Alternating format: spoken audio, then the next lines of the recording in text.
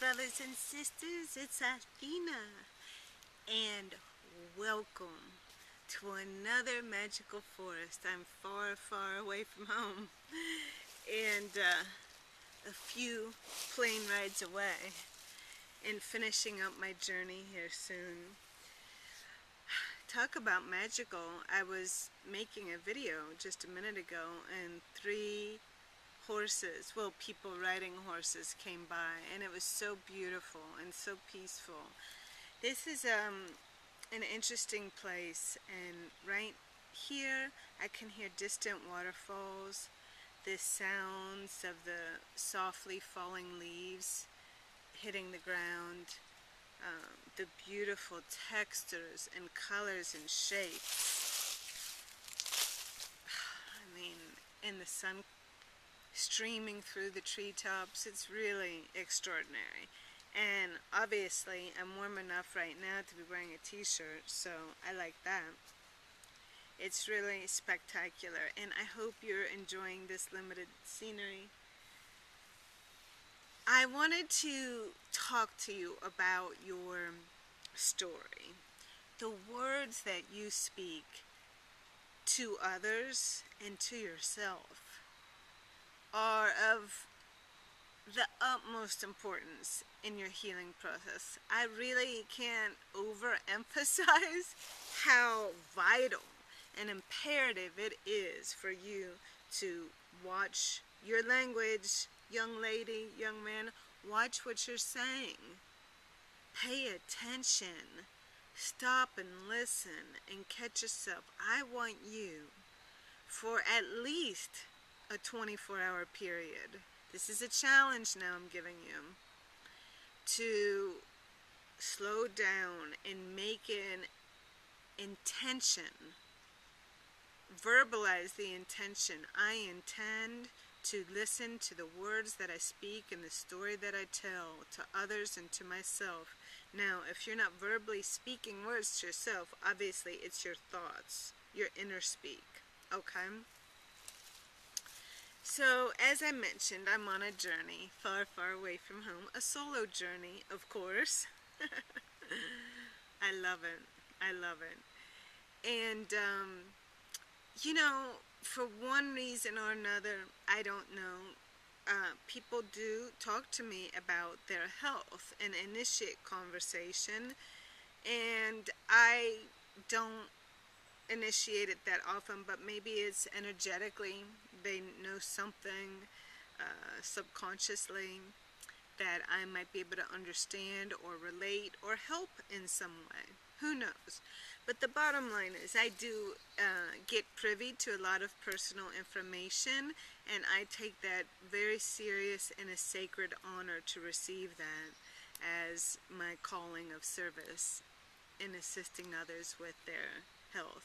And health encapsulates, you know, many things, not just my physical body, because we know our physical body isn't separate from anything else. So recently, I met this woman, and she was sharing her long, I'd say 20 years, I don't remember, at least 20-year journey of very poor health, according to her, with chronic fatigue syndrome. And, you know, she told me about how it ravaged her body and the hell she's been through. And, you know, as I was watching her, when I listen and meet someone, I'm not just, you know, listening with my ears and looking. I'm, how can I explain this? I'm seeing a lot more than what I see and what I hear. Nonverbal communication, the pauses, the words chosen, the eye contact, the body posture. There's so many things that I am taking in to understand the information more about this person, right? So as I'm watching her and listening to her with compassion, of course, because she's been suffering, and sharing her story, I'm looking at how strong her life force is. You know, I do meet some people, of course, listening to their story and see that their life force isn't strong, or that we'll just say there's not much life force left, or there's a lot of ranges, but I'm saying with her, I'm watching and looking through and seeing that her life force is really strong and vital, which is contrary to everything she's telling me, right? And that was interesting to see, because normally that isn't the case. When someone's words, you can see in their body, in their face, and especially in her age. I think she was in her mid-40s. She's young, but she's older, or she's been around on the planet enough that you can see things start showing up, right? You can see that at any age, really, but at every age, actually, even a few months old.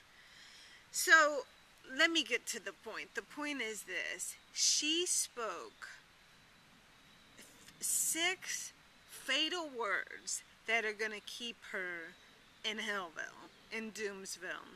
And she said she wants to get well. But the words that she spoke demonstrated to me that she is not going to, that she is going to stay in Hellville. Now, before I go on and share with you in a few minutes what those words are, that you may be saying to yourself that's keeping you down, that's keeping you not at your best or progressing on the wellness path, okay? Let me first say that there's no judgment in that whatsoever. We all are on our journey for growth, expansion, evolution, spiritual development, lessons learned, maybe karma, if you will, if you believe that. And so, like me, for many years of, being very ill and thinking, oh my gosh, this is my life, I've got to alter my life, but how can I live it to the best and learn, from this? I'm one who always wants to learn something out of a situation. If I meet a stranger and have a conversation, if I have a quote-unquote bad experience, if someone broke my heart, if I got fired from a job, what we perceive as negative things. What did I learn about myself? How could I have done better? How did I contribute to the situation? Why did I attract that? These are lots of questions that I would ask myself. So when I say she's going to be stuck in Hellville, that isn't necessarily a bad thing, because this is where her lessons are at this time. So if someone isn't progressing on their wellness path physically, there's reasons for it. They're generally emotional reasons of not letting go of things, of a betrayal, of feeling unloved, of feeling unworthy, of being disconnected from something, of holding a grudge, of not forgiving either oneself or others, right? There's lots of reasons we can go into, and we can in another video. But when I'm, working with people to assist them in their healing, when I hear certain words, I know that they're not going to get well, at least at this time. That doesn't mean never. That means in this period that I've been drawn in to help with them, okay? And so I want to share these words with you, because if you're using them, I want this to be a red alert, a red flag to yourself of how you may or may not be sabotaging your own progress. So the first set of 3 words that she used were, well, I've tried everything. I've tried everything and can't get well. Okay, so when I hear someone tell me they've tried everything, that's my red flag. Because let's be honest, on this planet, especially a young, in her 40s, she hasn't tried everything. There's over 7 billion people on this huge planet. There's many plant medicines, there's many modalities, there's many type of healers, there's all sorts of things. There is no way any of us could have tried everything. And the other thing about trying something is this: how compliant were you? You know, some people have said to me, well, I've tried the fruit and the raw food and herb program, but it didn't work. Okay, well, let's dig deeper. How long were you on it? How much did you deviate? I mean, if you deviated every day, you know, like all day long, but you had one fruit meal, it's probably not going to work. So there's always compliance issue, patient compliance, if you will. How well did you comply to the protocol?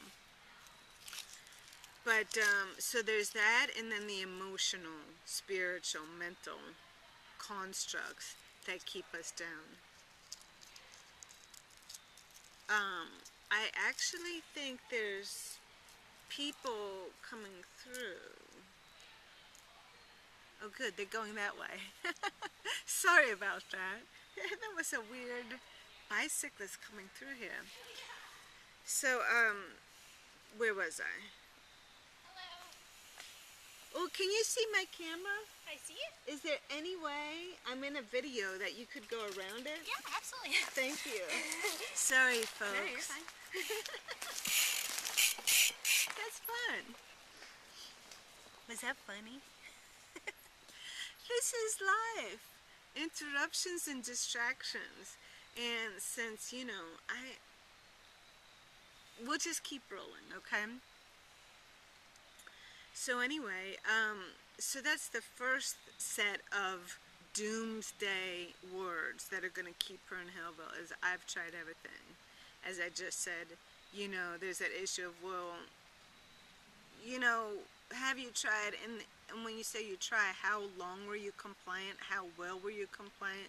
Were you only 20% compliant to the protocol? These are all questions we have to ask ourselves. How can I improve? There's always improvement to be made, right? And then the other set of words that she used that I knew was going to keep her in Hellville was, my case is too complicated. There is no cure for me. Well, so whatever you believe is true. If you believe there's help for you, there is. If you believe there isn't help for you, there isn't. Because what we think is what we believe, and our body follows our belief systems. So what we focus on expands. What we believe, we feed with our actions. So if I don't believe this living food and herb protocol is going to help me, my actions are going to be, I'm not going to do it, because ultimately I don't think it's going to help me. But if I really believe that's going to be hugely beneficial to me, I am going to do it. I'm going to focus my attention to do it, to get well. You see? It's simple, isn't it? Well, compliance isn't simple. Overcoming our emotional obstacles, our mental obstacles, our limitations, whether it's physical, financial, cognitive, lots of limitations. The main thing is with this video is, what are you speaking to yourself and to others? What is the story you tell yourself all day long? And then that you actually hear yourself verbalize to others. What are your beliefs about what you can do and what's possible for you? I want to tell you right now, if you believe it's possible, right on. Don't ever get up. You know I wouldn't be here if I gave up, right? I mean, okay, a few times I had to surrender, more than a few, because I just had nothing left to quote-unquote fight. And the whole point is not to fight. We don't want to be fighting against ourselves. We want to be working with ourselves and surrender to the truth and grab hold to it, integrate that into what we know and believe, shift our beliefs now, and walk a different path that we know is aligned more with who we are and the truth that we know.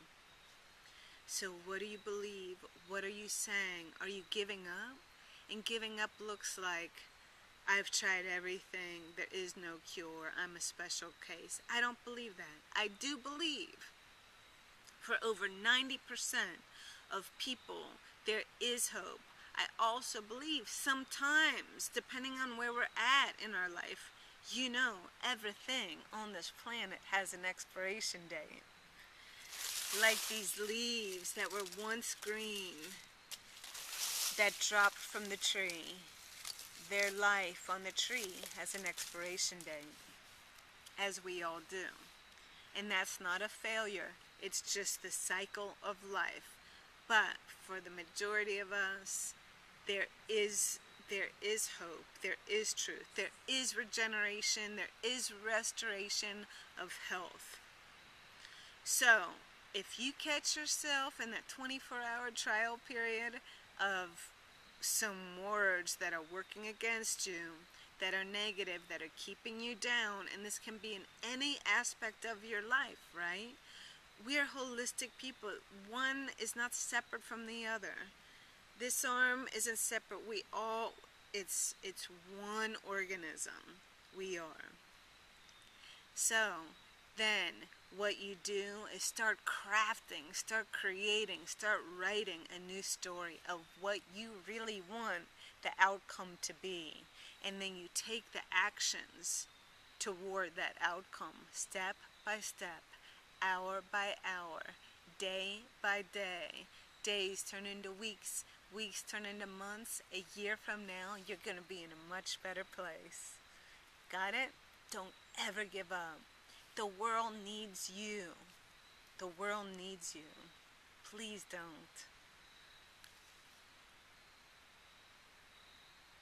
It was a great pleasure to be with you today. Thank you for being here. Thank you for watching. And thank you for sharing my journey. And I look forward to seeing you very soon. Until next time.